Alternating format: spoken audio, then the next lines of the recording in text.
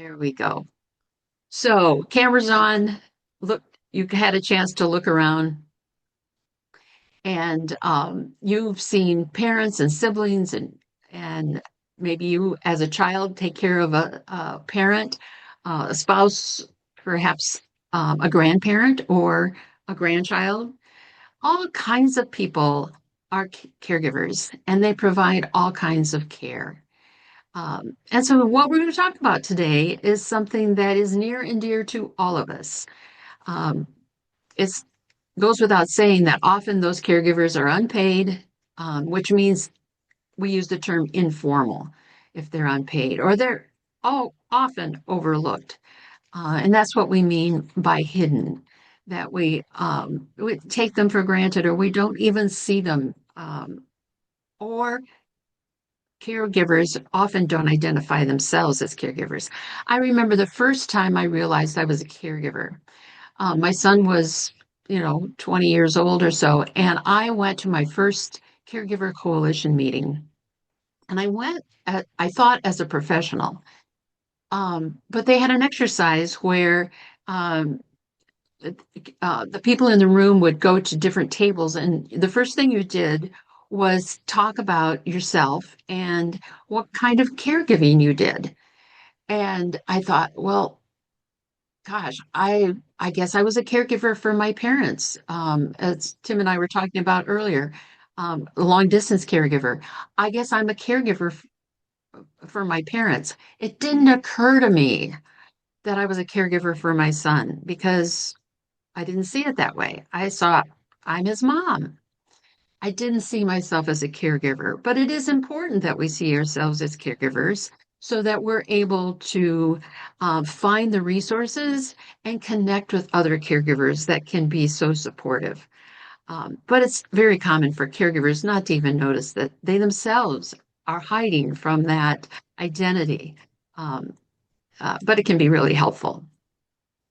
My my inspiration when Tim contacted me about today's opportunity was uh, a session that I had attended last fall, um, and it was done by the Elizabeth Dole Foundation and the Global Neuro Y Care organization, and it was called Hidden Helpers.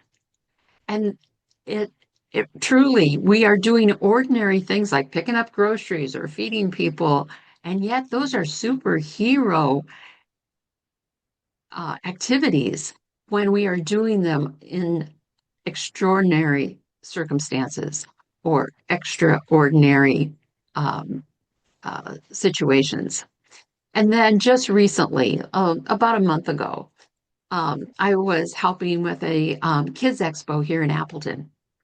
And I had the opportunity to go to an elementary school and talk to some kids about being a superhero. And this one little girl, she wrote something that I just thought meant so much to her and meant a lot to me. And she answered the question, I'm a superhero when I help my family. And I think she was in second grade, maybe third. It says, when I'm helping shoveling and cleaning, I'm a superhero. I thought that is just a wonderful way of expressing the ordinary things that caregivers do in extraordinary circumstances. They are indeed superheroes. So that's why I came up with our topic today of being a superhero. Now imagine that you are hidden from your neighbors, your schools, your police, your doctor, your legislators. People don't know you exist. Imagine what that is like. Roughly 1 in 5 Americans are caregivers, unpaid caregivers at that, for adults who need their help with health or disability functions. Each of those caregivers spends about 20 to 27 hours a week on caregiving. In essence, it's a part time job, and many, it's a full time job. Plus, for caregivers, it costs them about 25% of their salary on out-of-pocket expenses of being a caregiver. So those ordinary people doing ordinary things often do it without capes or shields or the other things that we think of when we think of superheroes. But imagine that we all had capes. Imagine that we all had shields. What could those capes do? They could cover up ourselves and protect ourselves and our loved ones. They could flag down help. Help. We could toss our capes up and holler for help. We could share in the warmth and the privacy of a cape. We could wipe a tear with our capes. And probably most important, it would call attention to the unseen work that caregivers provide. And here are some of those. Things like administering medications, managing appointments. Many of you do that. You're on the phone throughout the week, managing appointments. You're assisting with meals, ordinary meals. Perhaps you're taking a friend or a loved one to an appointment. So you offer them transportation, mobility. You're helping them keep clean, that hygiene, so important. But also you're providing that emotional support and you're an advocate.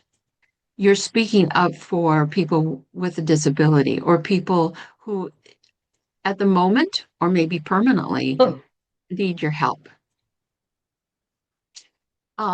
You're coordinating care and your work continues. Caregivers are often on duty 24/7, 365.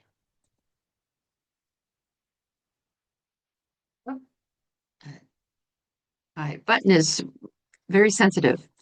But that cape could also be revealing the over $1 trillion of value unpaid caregivers provide. $1 trillion. It's hard for me to imagine how much $1 trillion is.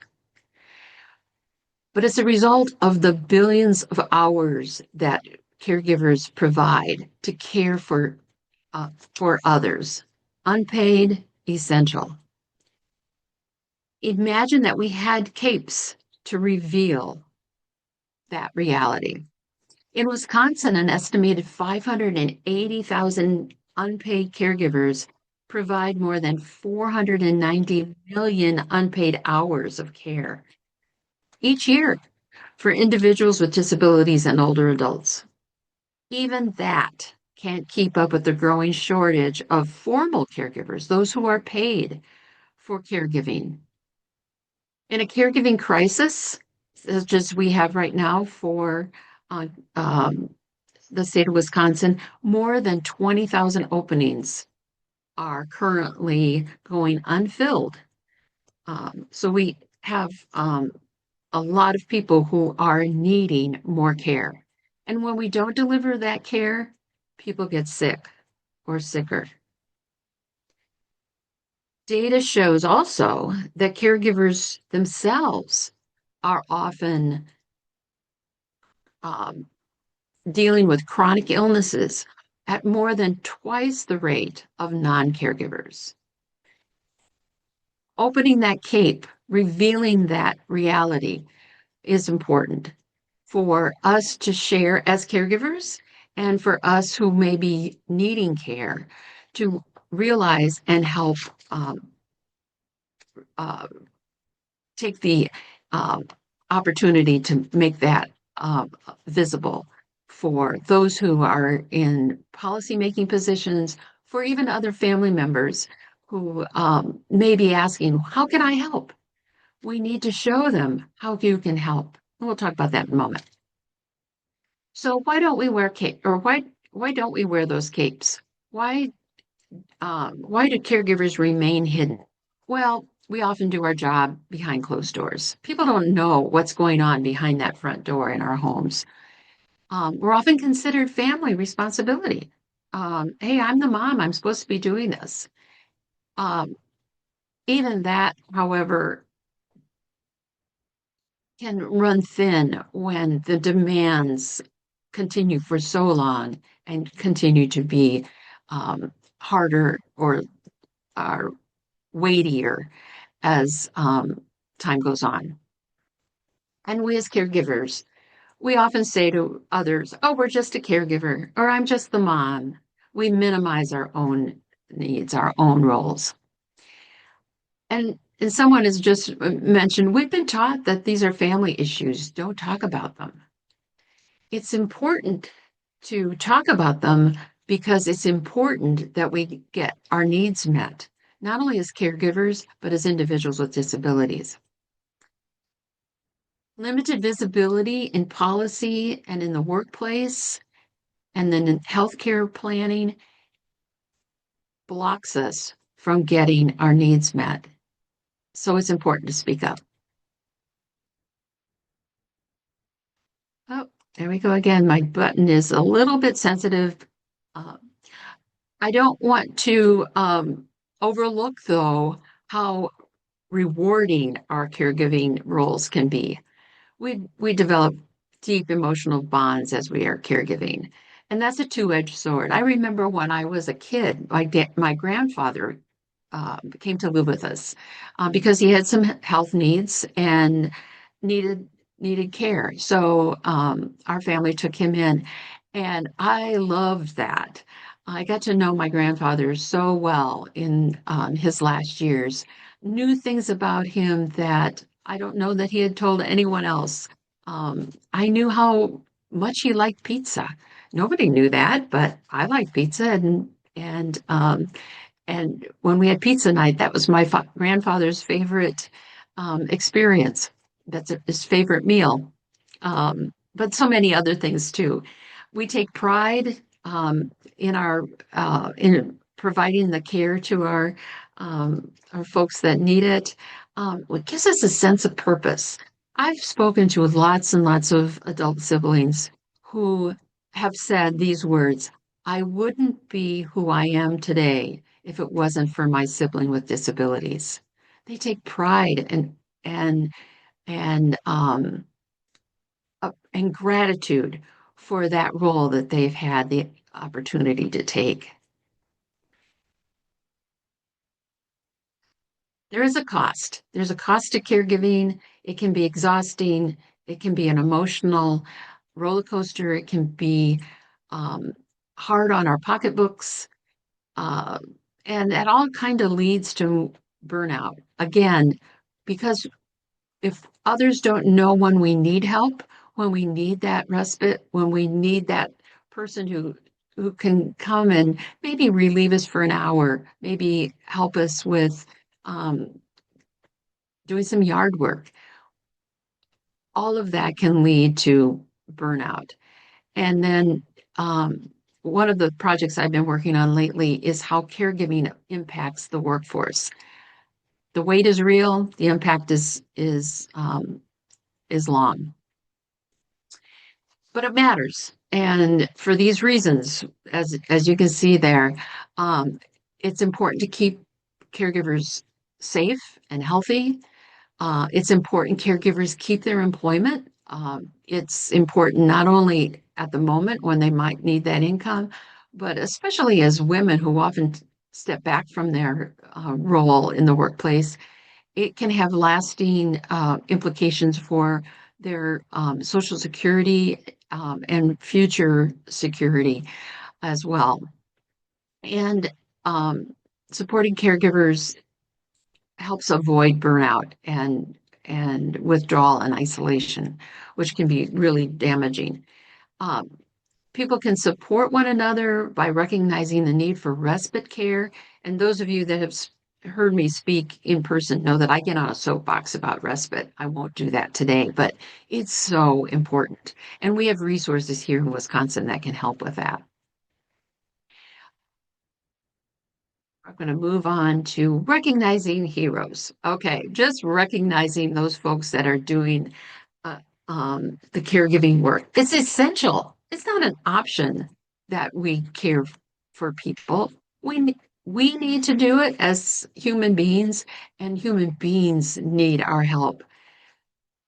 Recognition leads to better outcomes for everyone. And that can be in a small recognition, just thanking a caregiver, thanking a family member for stepping up and being there when someone needs them. It can be much grander in terms of getting involved in a caregiving group. And last night I attended caregiver appreciation that our local caregiver coalition uh, presented. We had almost 100 caregivers there, and we lavished them with a meal and free massages and information.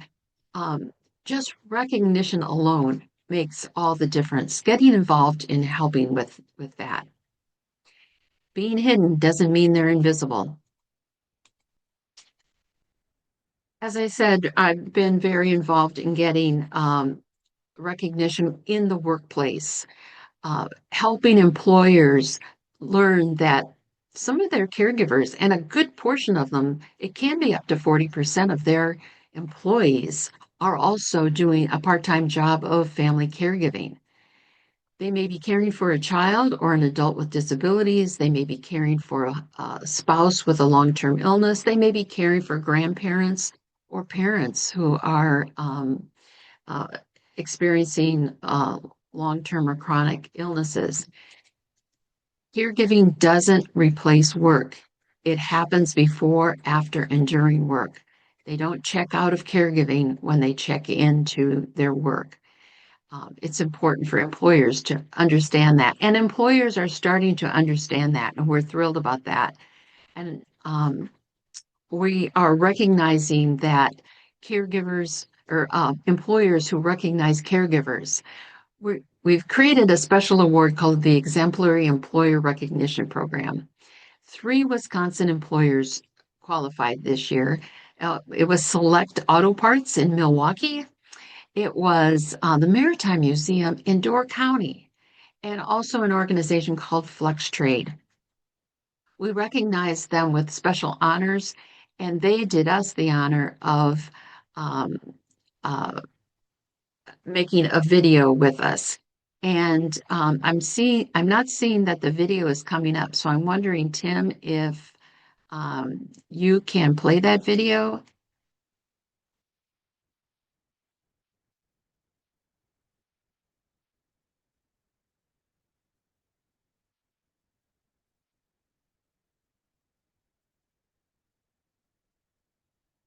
You have caregivers on your team, even if they've never called themselves that. They're employees balancing their work with the needs of a parent, a child, a partner, or someone who relies on them. Recognizing that reality is the first step in supporting your people. People were thinking of themselves of, I'm a daughter, I'm a child of someone, I'm a spouse or a partner of someone, I'm a parent. I don't think of myself as a caregiver. Then we realized many people within our organization started self-identifying that, wow, you're talking about my life. You're talking about my experience. I am a relative caregiver of my nephew with special needs. I have several special needs children. So I come with this lived experience. I come with this wealth of information. That's part of who we are as an organization, that if it affects you, and you need to be somewhere else, go do that more important thing, because you're not going to be able to do your job with your mind fully engaged while you're here if there's some other crisis going on. Go take care of that crisis, and we'll see you when we see you. Support can mean time, flexibility, or a safe conversation. And that safety is essential because many employees feel reluctant to reveal their caregivers. We offer for our caregivers continuous leaves, intermittent leaves, which means they may only be gone sporadically, which is actually a bulk of our caregivers. They don't need to be off continuously. It's more often, I need a day to go check on mom or to take her to an appointment. Just being open to an employee having to leave work early because of an appointment that they may have had, and understanding that we don't want that to affect them negatively in their position. Everyone talks about work-life balance, and even that statement is backwards.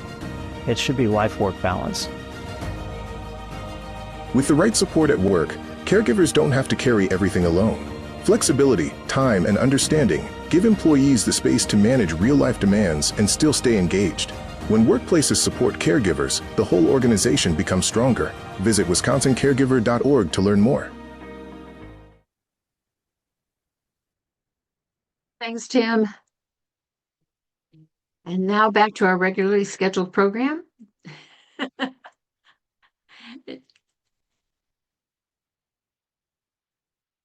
think we'll see. There we go. Great. Thanks. And that video was referring to the wisconsincaregiver.org website. This is also a project that the Wisconsin Family and Caregiver Support Alliance has been working on, and provides caregivers with all types of resources.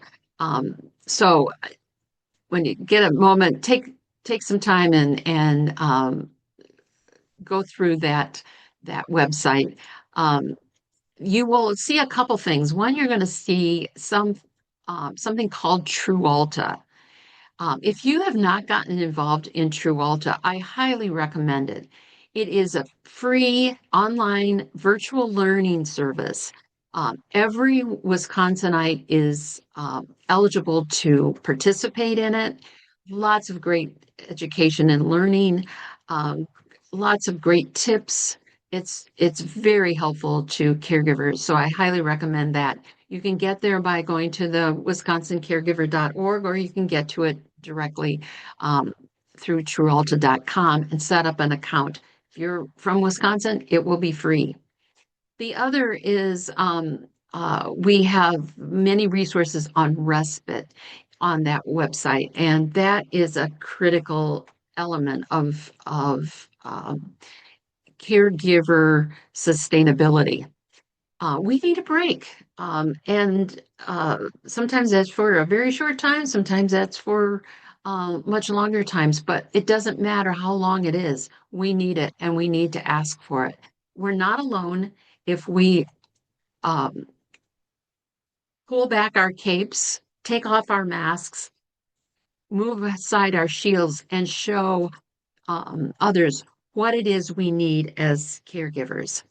And those who are caregivers, we want to see your capes. We want to imagine that 600 or 63 million people in the country have their capes on, but they don't need to have them on.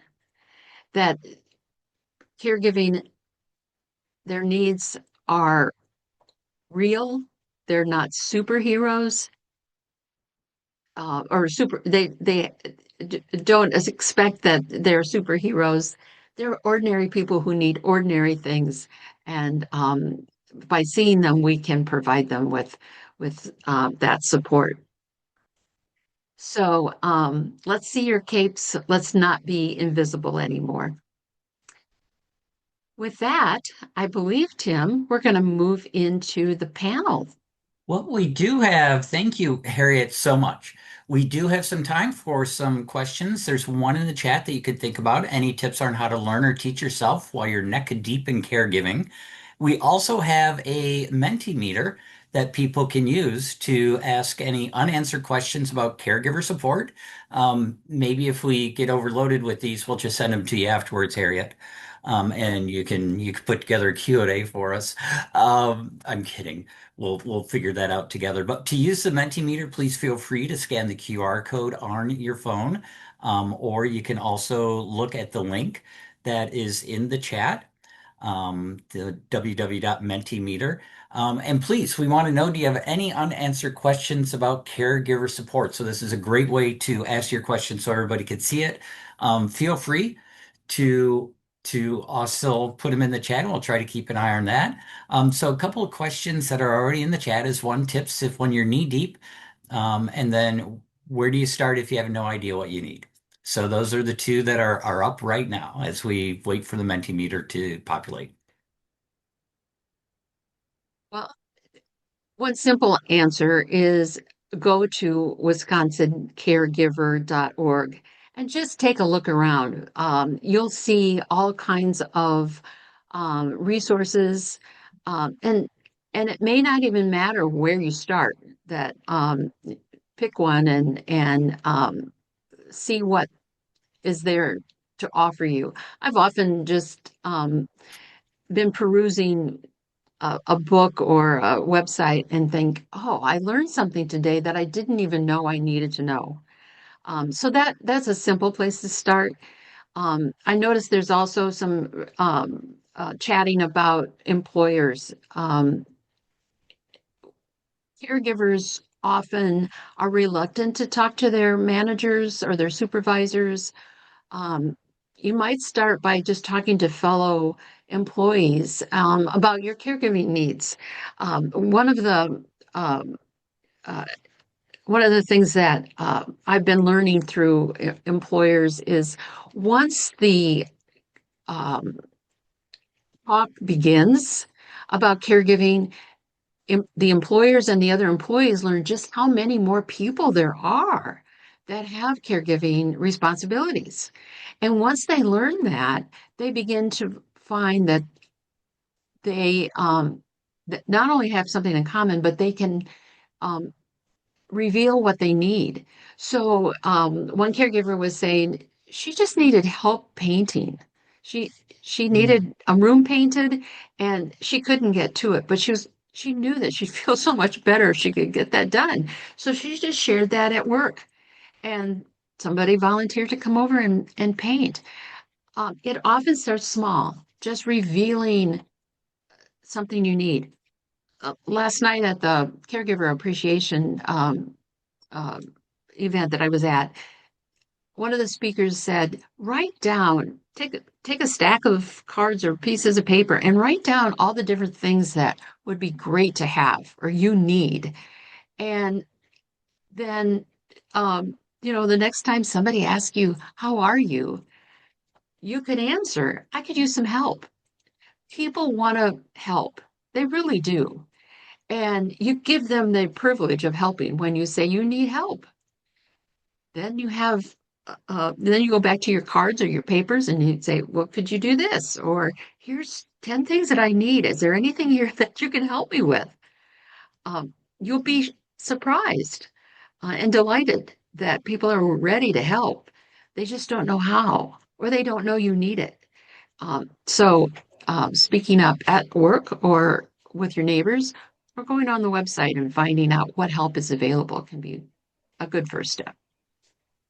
I think another thing too, and I think the real question that needs to be asked, and I compare this, hearing this, I compare it to the crisis of how much employers dismiss autistic labor too.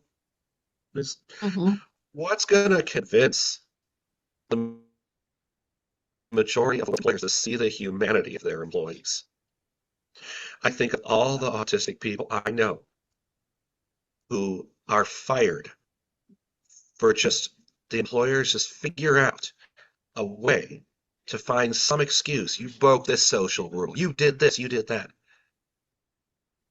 And Mm-hmm. usually do whatever they can to fire autistic people instead of work with them to keep them in their workplaces.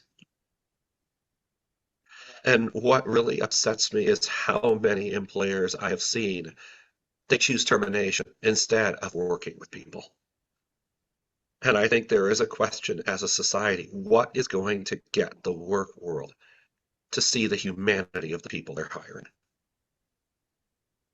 Absolutely. And those who have seen that humanity understand the benefits. Um, when we've been talking about caregivers and the role of the caregiving responsibility in their uh, work life, not every caregiver buys it, but those who have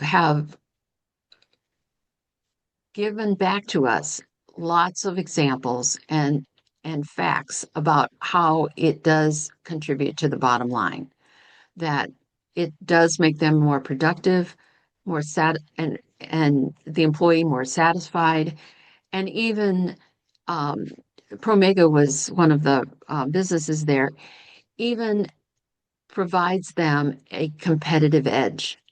So when they're looking for employees, and they share what they offer caregivers, and potential employees pay attention, and it gives them an edge over other organizations.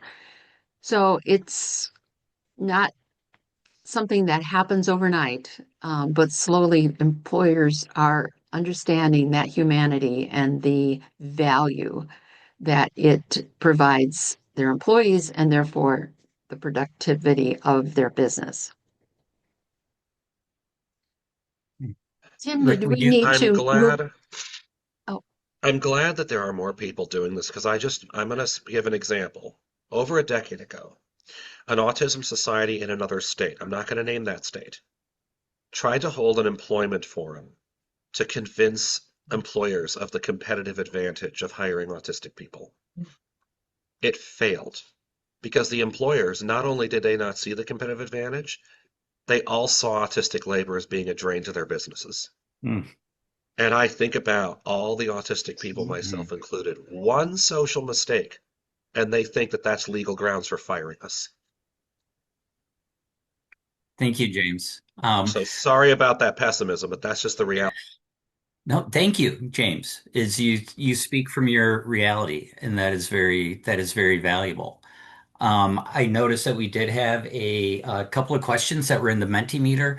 We will hopefully maybe try to get to those at the end of the thing, or else we will get together with Harriet and the planning team and see if we can locate some starting points that we can send out after the meeting.